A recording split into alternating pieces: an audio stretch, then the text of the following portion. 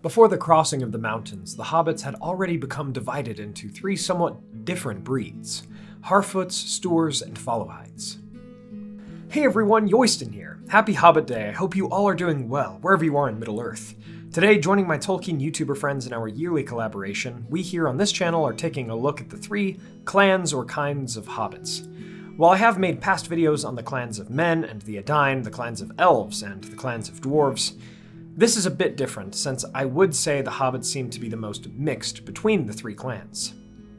Also, please check out my video on the origin of the hobbits, which might help contextualize the information in this video. Sources and related videos will be in the description and cards, my friends. Thank you all so much for joining me on this adventure. Let's begin.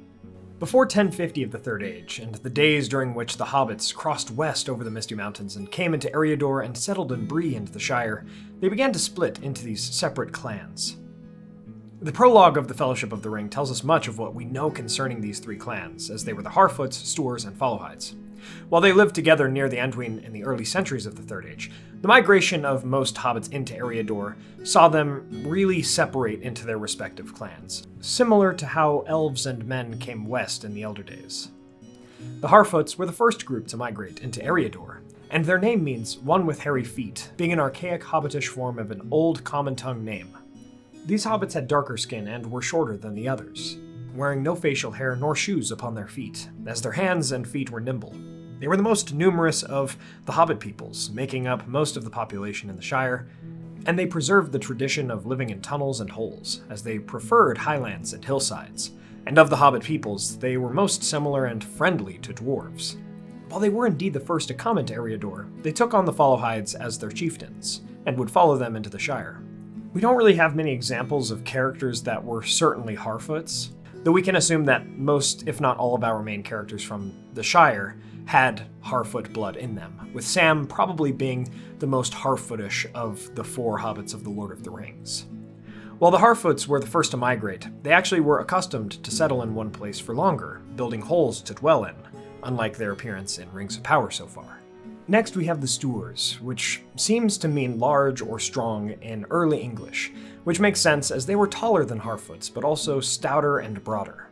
They had large hands and feet, and were the only kind of hobbits that could grow facial hair. Stoors preferred living on flatlands and near rivers, for they were not as afraid of the water as were other breeds, and they swam, fished, and went on boats upon waters. Due to the muddy terrains they lived near, they would also wear footwear from time to time. They were most alike to and friendly with the race of men of the three Hobbit kindreds. As for the Stoors, they would cross the mountains a century after the Harfoots, in 1150 of the Third Age, yet they took a southern way, the Redhorn Pass, following the Loudwater or Ruinen River south, settling between Tharbad and Dunland, with many of them going to the marshlands of Swanfleet, as such places reminded them of their home along Anduin. In this land they met the Dunlandings, and their cultures and languages began to blend, causing a Stoorish dialect of Hobbitish to be created. However, with the later coming of the Great Plague, many would move back to the lands near the Anduin, in the Gladden Fields, while others would go northwest to join with their kin in the Shire, and perhaps some others stayed in lands near Dunland. Those that went to join their kin in the Shire, being last of the three clans to come there, would settle actually also in Bree, the East Farthing, and Buckland, mixing with the Harfoots and Followhides in those lands. Those that went back to Rovanion and the Gladden Fields developed their own culture as they were separated from their western kin. From the western Stoors, it is likely that Bucklanders, such as Merry and his family, had some Stoorish blood.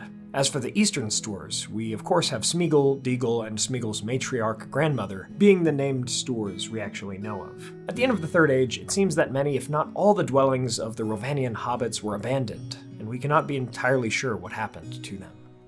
Finally, the Followhides, who were the least numerous of the three clans, had fair skin and were taller and slimmer than the other hobbits, due to the archaic English word of follow and hide. This likely roughly means pale skin in Old English. Followhides were the most adventurous of the hobbits, preferring woodlands to other places. Being less skilled in agriculture and the like, the Followhides liked hunting, singing, and the art of speech and writing, and were most like and friendly with the elves of all three Hobbitish clans. Although they left Rovanion later than the Harfoots, around the same time as the Stoors, the Followhides actually took a northern pass over the Misty Mountains, coming down the river Horwell into Eriador.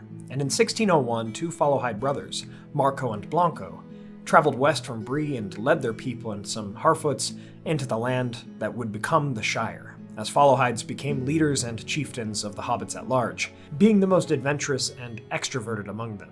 Though they were also the least numerous, we know that the blood of the Followhides mingled with that of Harfoots and Stoors, especially in the lines of Tooks, Bolgers, and Brandybucks, among others.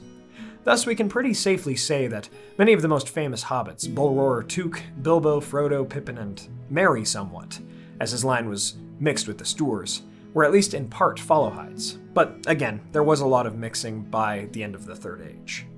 At the end of the Wandering Days, we know that the hobbits mixed between their clans, as most hobbits came to live in the Shire, and while they had cultural differences between these clans, they did not let those differences create any harm. They mixed more than any clans from any other race did, it seems, except perhaps the houses of the Edain when they became Númenóreans, as these hobbits saw one another simply as equals. And so we come to the end of our tale on the clans of the hobbits.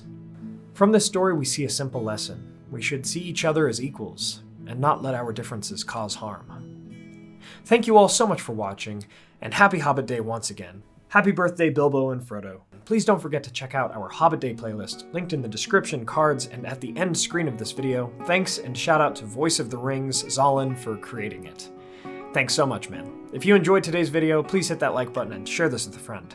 What are your thoughts on the clans of the Hobbits? Let me know in the comments below. I really like how Tolkien showed migration, history, and culture building of the Hobbits through these clans, in ways that mirror other races of Middle-earth, but also in ways that are different from them. If you'd like to support the channel, please consider getting some candles from our friends Mythologie Candles through the link in the description below, or check out our merch or Patreon. Thanks so much to our Valor tier patrons, Peter Shepard, Jonathan Bootnett, Mark Kralik, Blair Scout Merton, John Hume, Sam McBee, Matt Sabach, Elizabeth Calvert, Maz Gibbs, Reese Jenkins, Adam Petrlik, Brandon Glidden, Molly Sullivan, Daniel Burns, Anthony Harmon, Dorwin Gray, Arthur, Merlin, DJ Vaught, and Dale Davis. Thank you so much to all of our patrons and YouTube members. Please subscribe and hit that bell button to join the Men of the West and all of the Free Peoples today, and I'll see you all again on Sunday. You all are the best, my friends. Thank you all so much for joining me on this adventure. Until the next one.